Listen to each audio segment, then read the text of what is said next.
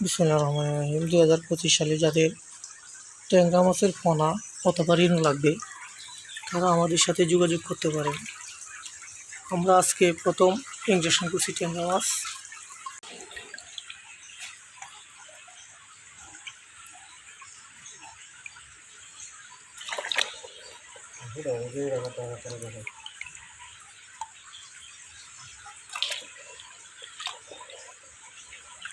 একটা ধরতে হইবে।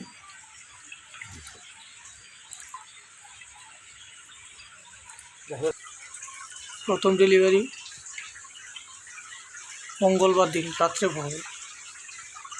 যদি খাওয়ারও লাগে ট্যাংরা মাছের পোনা অথবা রিনু আমাদের কাছে সংরক্ষণ আছে।